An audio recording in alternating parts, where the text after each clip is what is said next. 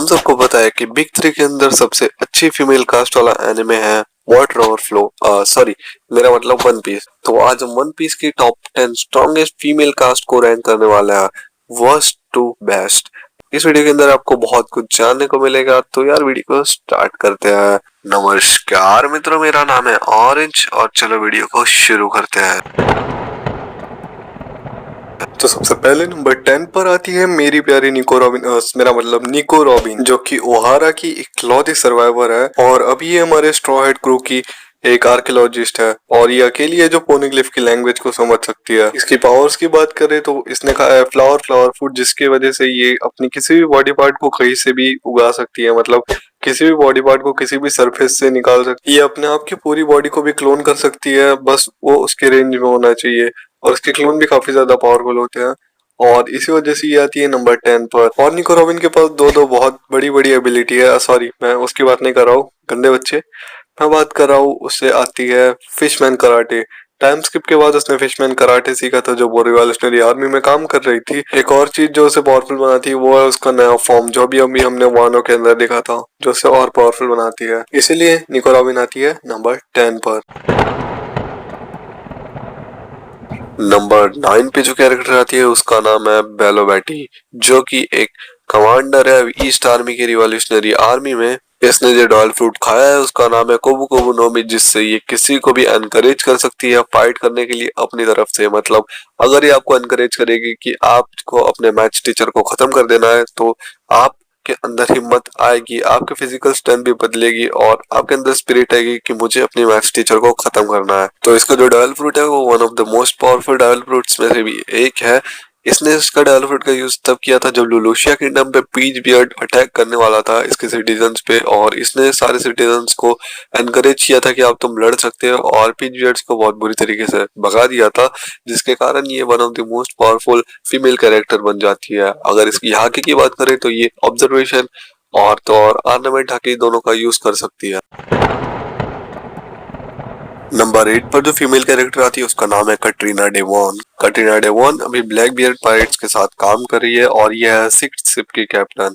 ये अभी तक इम्पेल डाउन के अंदर बंद थी, जब इसे मरीन पोर्ट के अंदर टीच ने बचाया, तब तक ये इम्पेल डाउन के 6th लेवल पे थी। और सबको पता है कि 6th लेवल पे इम्पेल डाउन के सबसे वर्स्ट क्रिमिनल को रखा जाता है और ये अब तक की फीमेल सबसे ज्यादा पावरफुल विलन रह चुकी है, जो कि इम्पेल डाउन के 6th लेवल पे रही है।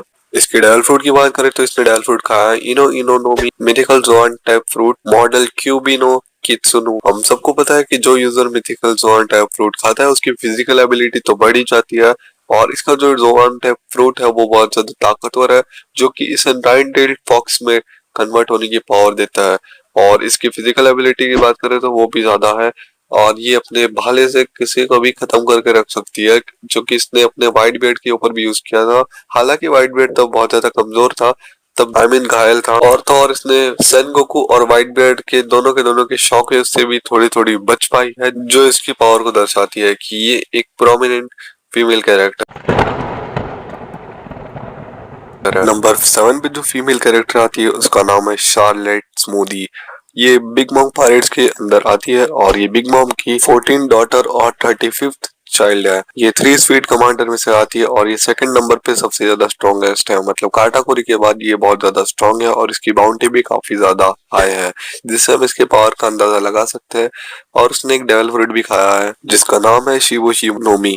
जिस डेवल फ्रूट की मदद से वो किसी को भी जूस बना सकती है, मतलब किसी का भी जूस बना सकती है, किसी को भी वो निचोड़ सकती है और उसकी सारी की सारी एनर्जी ड्रेन हो जाएगी। और ये एक लॉन्ग लेग ट्रैप की मेंबर है, मतलब ये लॉन्ग लेग और ह्यूमन की हाइब्रिड है। इसकी फिजिकल स्ट्रेंथ बहुत ज्यादा कमाल की है और इसका साइज भी नॉर्मल ह्यूमन से थोड़ा ज्यादा है। और इसकी हाकी की बात करें तो ये दोनों टाइप की हाकी, ऑब्जर्वेशन और तो और ऑर्नामेंट हाकी का यूज कर सकती है, और ये बहुत ज्यादा अच्छे से यूज करती है अपनी हाकी का। और इसके वेपन की बात करें तो ये अपने साथ एक स्वॉर्ड रखती है, जिससे हमें पता चलता है कि ये स्वॉर्ड शिप में भी काफी ज्यादा अच्छी है, जिसके कारण ये आती है नंबर 7 पर। नंबर 6 पे जो कैरेक्टर आती है उसका नाम है शैकी। शैकी है सिल्वर रिले की वाइफ और ये कुजा पायरेट्स और कुजा ट्राइब की टॉप मेंबर रह चुकी है, मतलब कूजा पायरेट्स की ये कैप्टन रह चुकी है, और तो और कूजा ट्राइब की ये एम्प्रेस भी रह चुकी है, जो इसे बहुत ही ज्यादा पावरफुल बनाता है, क्योंकि कूजा एम्प्रेस जो होती है वो बहुत ज्यादा पावरफुल होते हैं। हमने बो हैंकॉक को देखा ही है कि वो कितनी ज्यादा पावरफुल है, और जो एम्प्रेस होते हैं वो तीनों की तीन हाकियों का यूज कर सकते हैं। तो ये भी हम मानेंगे कि तीनों की तीनों हाकियों का यूज कर सकती है। इसकी जो फिजिकल एबिलिटी वो बहुत ज्यादा अच्छी है, और सबसे बड़ी बात जो इसके पावर को दर्शाती है कि मरीन ने गार्प को भेजा था इसको पकड़ने के लिए, मतलब गार्प इसके पीछे पड़ा हुआ था ताकि गार्प इसको पकड़ के जेल में डाल सके। तो समझ सकते हो कि इसको पकड़ने के लिए गार्प को भेजना पड़ा, तो ये कितनी ज्यादा पावरफुल कैरेक्टर होगी। इसीलिए आती है नंबर 6 पर। नंबर 5 पे जो कैरेक्टर आती है उसका नाम है ज्वेलरी बॉनी। ये एक बहुत ही ज्यादा पावरफुल कैरेक्टर है वन पीस के अंदर। ये सुपरनोवा में से आती है, मतलब वह जनरेशन में से, और ये फर्स्ट जनरेशन में इकलौती लड़की है। इसे जो सबसे ज्यादा पावरफुल बनाता है वो है इसका डेविल फ्रूट, जिसका नाम है इशो इशो नोमी, जो कि एक बहुत ही ज्यादा पावरफुल डेविल फ्रूट है। इसकी मदद से वो किसी की भी एज को मैनिपुलेट कर सकती है, किसी की भी एज को बढ़ा सकती है, कम कर सकती है, और किसी की एज को इतना भी बढ़ा सकती है कि उसकी सीधी मौत आ जाए।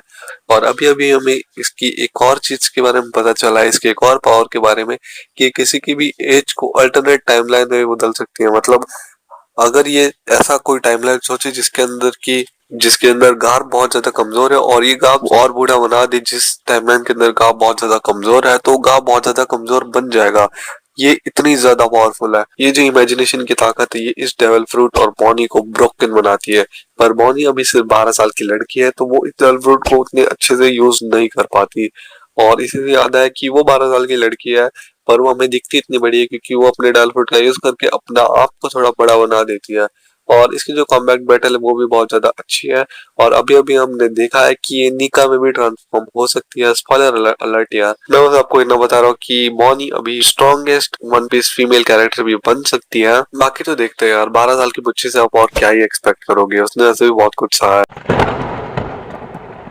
नंबर 4 पर आती है पायरेट एम्प्रेस बोआ हैंकॉक, और ये one of the most strongest One Piece female character. इसकी ताकत की बात करें तो आप इसकी ताकत का अंदाजा इस बात से लगा सकते हो कि ये A7 वॉरलॉर्ड्स में से एक है, और ये कूचा पायरेट्स की कैप्टन भी है और एम्प्रेस भी है। इसके डेविल फ्रूट की बात करें तो इसने कहा है मेरा मेरा नोमी नाम का डेविल फ्रूट, जिसके कारण अगर किसी भी बंदे को इससे थोड़ी सी भी अट्रैक्शन फील होती है तो ये उस बंदे को बना सकती है स्टोन में, और उसको खत्म कर सकती है उसके स्टोन को तोड़ के। और ये जब तक चाहे तब तक उनको वैसे ही स्टोन में बना के रख सकती है। और ये इसकी एक और खासियत है कि ये तीनों की तीनों हाकियों का यूज कर सकती है, ऑब्जर्वेशन, कॉन्क्यूरर और तो और आर्नामेंट हाकी।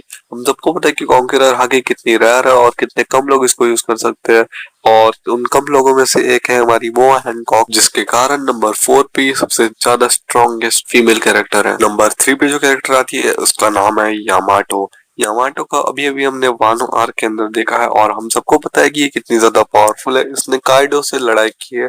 ऑफ कोर्स ये काइडो की बेटी है, आई मीन सॉरी बेटा है काइडो का, फिर भी इसने काइडो को बहुत ही ज्यादा अच्छे से टक्कर दी थी। इसने फाइटिंग काइडो से ही सीखी है जहां तक मुझे लगता है।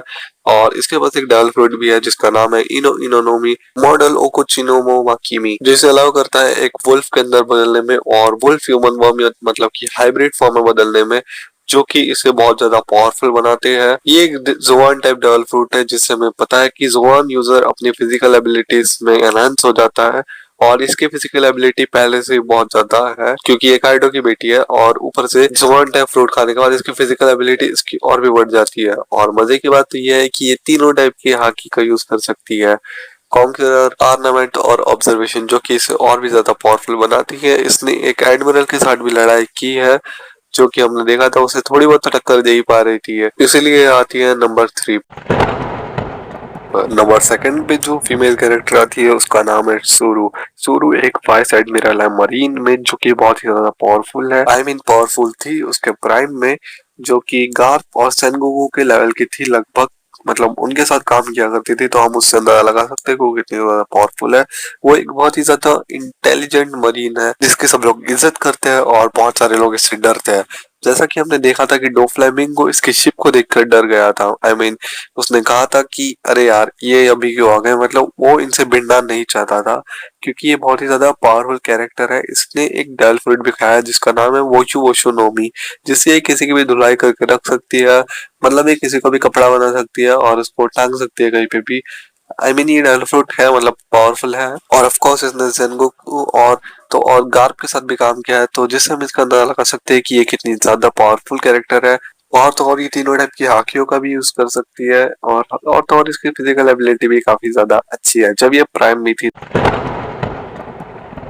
तब नंबर 1 पर जो फीमेल कैरेक्टर आती है उसका नाम है शार्लेट लेलिन। शार्लेट लेलिन एक फॉर्मर रॉकस्टी ज़ेबैक की मेंबर रह चुकी है और अभी हाल ही में ये एम्परर भी रह चुकी है। अभी तो इसकी डेथ हो गई है पर ये एक एम्परर रह चुकी है। इसने एक बहुत ज्यादा पावरफुल डेल फ्रूट भी खाया है जिसका नाम है सोरो सोरो नोमी, जो इसे किसी की भी सोल को निकालने की, सोल को कम करने की, लाइफ स्पैन को कम करने की एबिलिटी देती है, या किसी की लाइफ स्पैन को इतना भी कम कर सकती है कि वो मर भी सकता है। शर्त है कि वो सिर्फ बिग मॉम से डरे थोड़ा भी। बिग मॉम एक एम्परर है तो ऑफकोर्स वो बहुत ज्यादा पावरफुल है। ये तीनों की तीनों हाकियों का भी यूज कर सकती है, कॉन्करर, ऑब्जर्वेशन और तो आर्नामेंट हाकी, और ये आर्नामेंट हाकी एडवांस वर्जन का भी यूज कर सकती है। इसको हराने के लिए लगे थे हमारे लॉ और किड दोनों के दोनों। इसने वो अपने लूफी से भी फाइट की है, इसने जोरो से भी फाइट की, इसने किलर से भी फाइट की, इसने किड से भी फाइट की है, लॉ से भी फाइट की है, जो कि इसे बहुत ज्यादा पावरफुल बनाता है। इसके वेपन की बात की जाए तो ये अपने 3 बहुत ही ज्यादा खतरनाक वेपन से लड़ती थी। एक का नाम था नेपोलियन, जियोस और प्रोमेथियस, जो कि बहुत ही ज्यादा पावरफुल थे। इसमें से जियोस ने बिग मॉम को धोखा दे दिया था, तो फिर बिग मॉम ने एक और नए क्लाउड का इन्वेंशन किया था, मतलब नया क्लाउड बनाया था जो कि इसके साथ लड़ती।